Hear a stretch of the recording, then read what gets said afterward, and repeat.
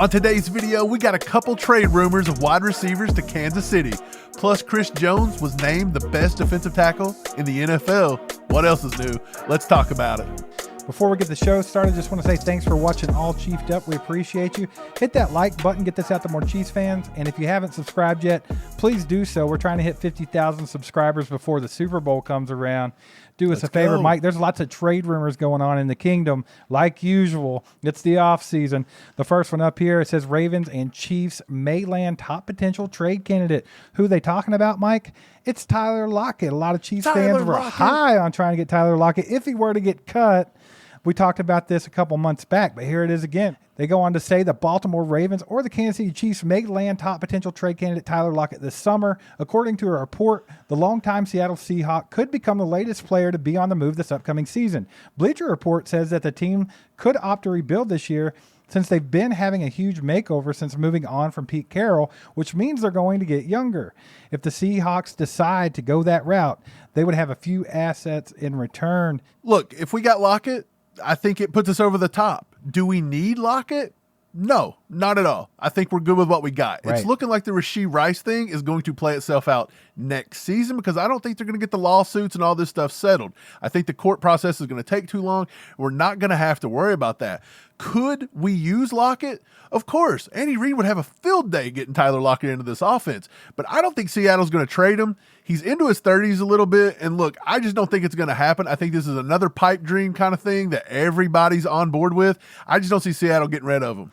Right. A lot of people around the kingdom love the K-State. Boy, they like Tyler Lockett. They were happy about that if it were to become available. Mike, I don't think it's going to, but if it does, I don't think the Chiefs even bite on it really with what we got going on right now with all the guys in the wide receiver room. We're still trying to see how that plays out for the Chiefs and how many they put on this roster. But there's another wide receiver in the mix. Chiefs Chargers favorites to land former third-round pick, and they're talking about Dyami Brown. The Kansas City Chiefs and the Los Angeles Chargers are favorites to land former third-round pick Dyami Brown, according to the report.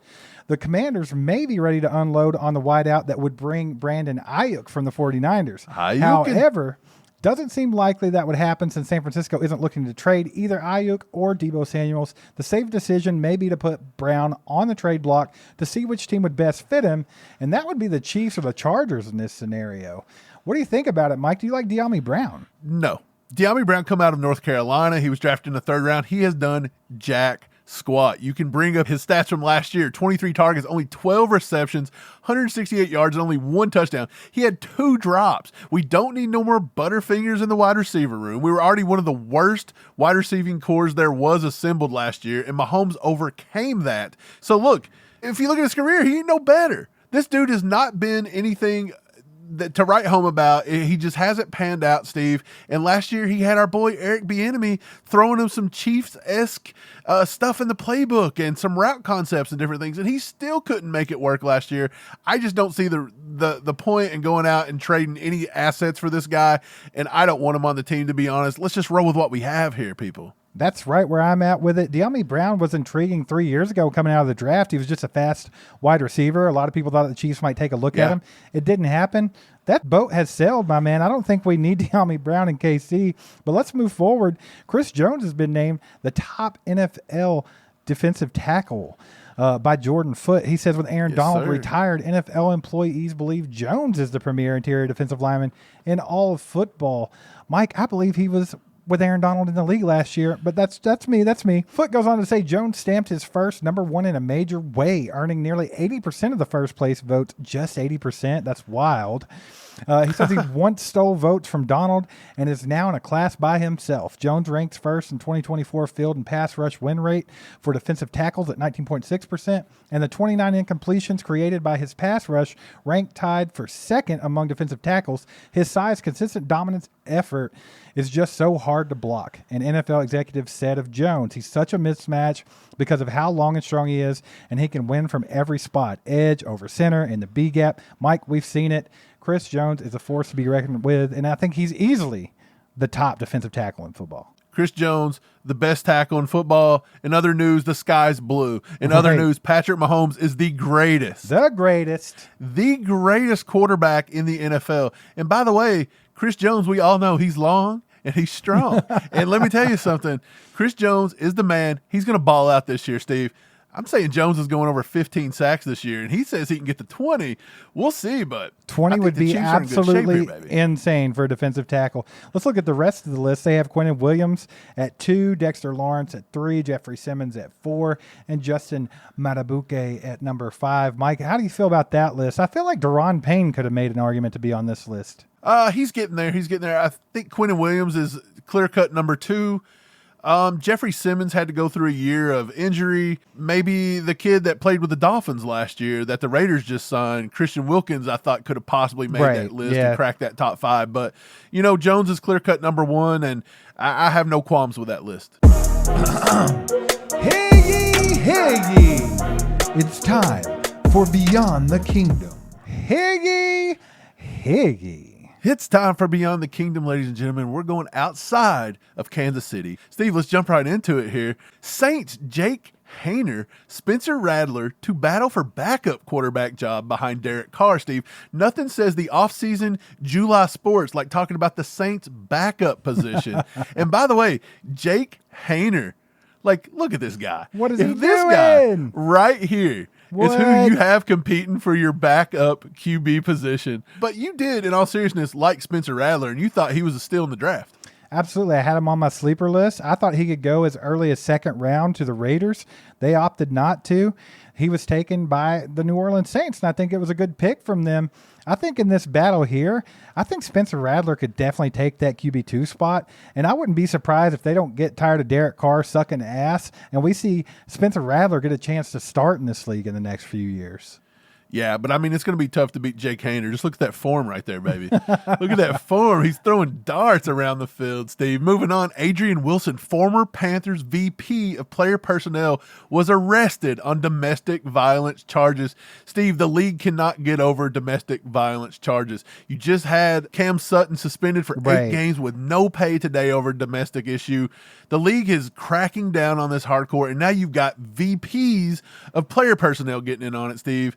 Carolina, this isn't a good look. We talked about on a live stream last night how that correlates. What's it looking like for Rashee Rice if Cam's out there getting suspended for 8 games? I think it's a little bit different category because Rashee Rice doesn't fall into the domestic thing, and that's what the league's really been trying to crack down on in the last few years.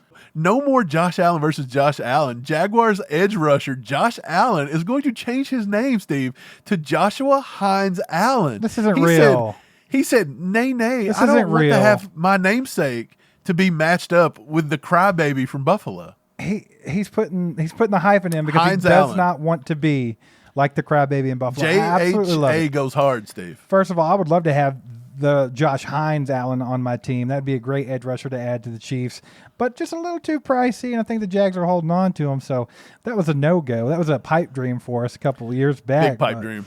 It is what it is, and I think it's hilarious that he wants to separate himself. It's great. Hey, look, we're coming back to the kingdom for this last story. Chiefs Carson Wentz is in a different, quote, role backing up Patrick Mahomes. He says, I'll find a way to help him whatever way I can. Steve, it's good that we get to touch on backup quarterbacks a little bit. I get it. Backup quarterbacks isn't a big thing here in Kansas City. We have the greatest quarterback to ever play the game. I don't care what anybody says. Tom Brady, suck it, whatever. It's sometimes needed. Okay, we've seen that we had to rely on Chad Henne a few times, especially in the playoff games. He had to put together a good drive there against the Jaguars. Carson Wentz says he's going to do whatever to help, and his role's changed a little bit, and I think it is. I think he knows that Mahomes does not, knock on wood, miss too many regular season games, but he has to be prepared just in case. Absolutely, man. And I've said this before. I feel a lot more comfortable with Carson Wentz coming in as a backup as opposed to Blaine Gabbert. I feel like Carson Wentz was a guy that was actually a decent quarterback, and he just never recovered from injury. The last time we saw a large dose of Carson Wentz was all the way back with the Eagles. They were 13-3 before he got hurt, and then they went on to win the Super Bowl that year with Nick Foles. I like having Carson Wentz as a backup. We've talked about maybe them building him up and maybe another team biting and trying to get some trade capital. Don't think that's going to happen. I think Carson Wentz is going to be a good backup for Mahomes just in case something goes down.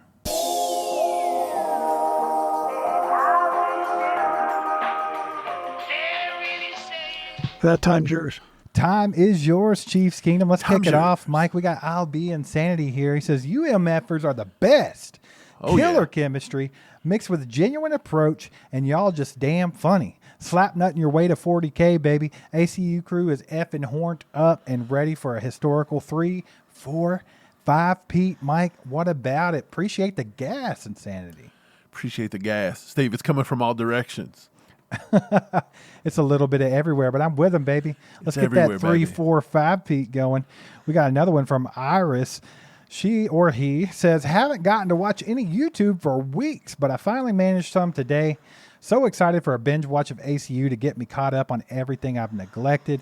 Thanks for the gas, baby. Gassing it up good right now. And glad we could let you get in on all the non-football action that's going on in the middle of July. You haven't missed much. Man, we're trying to keep you guys entertained. It's a tough job.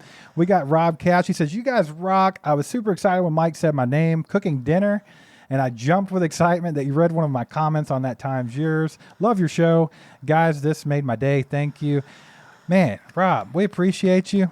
Glad you enjoyed it. The gas is real today. Let's go. A lot of gas for that ass today. Rob, now you have 2 that got read on air, baby. Let's go. They had to get us going. Our last video was us talking about Brett Veach maybe getting some of these veteran guys that people are saying the Chiefs need to get, like Stephon Gilmore or even offensive tackle David Bakhtiari. You guys sounded off in the comments, and here's what you had to say. Our boy Kyle, HD Chiefs fan, says, I hope that Rice does a little reflection at how different his situation could have been when hearing about the senseless death of these 3 young men from a stupid decision when driving. We also talked about Rashee Rice's suspension. We talked about the death of Kyrie Jackson. Mike, that's what he's referring to here. Do you think that something that heavy is going to make Rashee Rice reflect and realize how lucky he was in that situation? I hope so. We said from the very beginning, all we can hope for with Rashee Rice in the situation is that he matures from this and he learns from it. And look, this happened with Ruggs, and Ruggs is sitting in prison right now, and he took a life. And then now this lady that was involved in this drunk driving took the lives of 3 people, one a promising NFL star and a young kid. And look, we said it, this country would be great if they started cracking down on drunk driving and things like that, the same way they do everything. Like, I think that's a thing. And a lot of people took to that in the comments, and, you know, drunk driving and things like that has affected a lot of people. I hope it doesn't affect the Vikings going forward, and that all their guys can cope with it too. Yeah, for sure, man. Straight Gas 87. Bringing some gas? He's bringing the gas. You two do it right. This is the only Kansas City Chiefs channel that uses logic and sound football knowledge without sounding like stiffs. Very enjoyable to watch. Appreciate that, Straight Gas. That's what we're trying to do around here, baby. It's glad to see that we're succeeding. Somebody bringing out the blue chew. I guess. He says, I wholeheartedly agree that the cornerback is not a large concern. A big group of young men with a ton of in-game experience. Only a blue ribbon slapnut would spend money on an old cornerback after using so many draft picks on the position in the recent years. A veteran left tackle would be great for depth and mentoring. Morris and Sua Mataia. Mike, Straight Gas, talking about our video with Stephon Gilmore being linked to the Chiefs.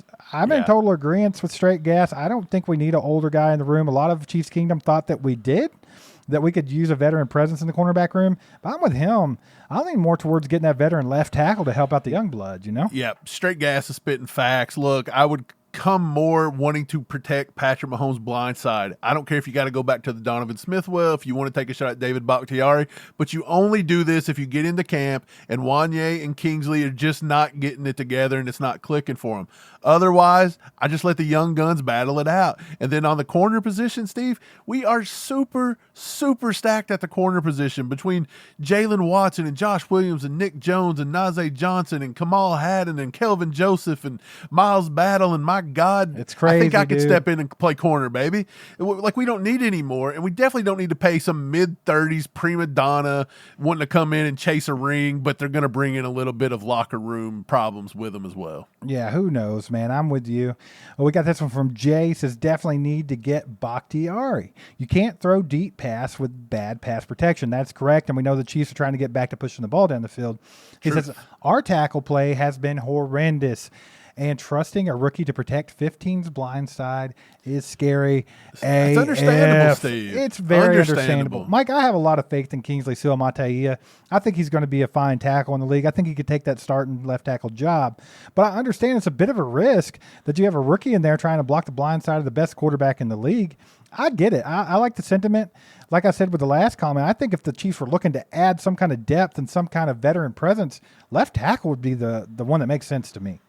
It does make the most sense, but look, Penei Sewell, That's his cousin, right? Kingsley's cousin. If he comes out to be, 75% of him his rookie year, I think that's a win. Yeah. I think he's going to be good. And by the way, Panay Sewell, come on, a little pee-pee on the pee-pee Little for the pee-pee people. on the pee-pee, I think we're going to be baby. fine. He said he's not letting nobody touch Mahomes. I trust him at face value here. Someone baby. else Kingsley's said gonna that have a too, big though. one. His name was Orlando Brown, and we see how that one worked out. He's a slap man. Mike, we got this one for last, the best for last with Gamer Player. He says, sign both vets for league veteran minimum and see what is left in their tanks. Bakhtiari maybe more than minimum, but Gilmore needs to concede money for the ring. What do you think about that, Mike? Do you think that Stephon Gilmore feels the need to concede money for a ring? And do you think Bakhtiari is going to be way too expensive for the Chiefs? I think Bakhtiari may be the one out of the two that would take a lesser contract. Why? Because I think he still wants to play. I think he still wants to win a ring. And I think he would love to come to a situation like this. And I think he's mature enough to know Stephon Gilmore's a corner. Corners, wide receivers, they're all money hungry. They're all prima donnas. He's not going to take the cut. He'll go to the grave at 99 years old still begging for $30 million a year. It's not going to happen. Sorry, same with Patrick Peterson. It's just not going to happen. We got too many young guns in the corner room, and again, Bakhtiari's the better sign. I still don't think we should, but at vet minimum, I would gladly let him come into camp and compete. You're going to lose, but you Right. can come compete. Totally agree. Bakhtiari might take a little less money to try to get back in here and prove to everybody that he can recover from that injury and he's still a good football player. So that's intriguing. We'll see how all that works out. But we've partnered up with Foco and Trey Smith to show you guys this beautiful grill set with the apron, hat, and mitt. Mike, they can click down in the description. Click that link to Foco and buy your set for $75 for the whole thing, or you can piece it out however you like, and you let them know that ACU sent you. We've also made an announcement. Chew with the Crew 2 is coming to you, Kansas City, August 7th, 7 to 9 p.m. at Zarda in Blue Springs. Get horned. We're going to be there hanging out. We're going to bring posters with us. We're going to have a good time, mingle with all of the people you talk to in the chat, mingle with everybody, come say hi to us, and there might be some more Chief faces there for you. Absolutely. Hit that like button, hit that subscribe button, and hit that bell. We'll see you next time.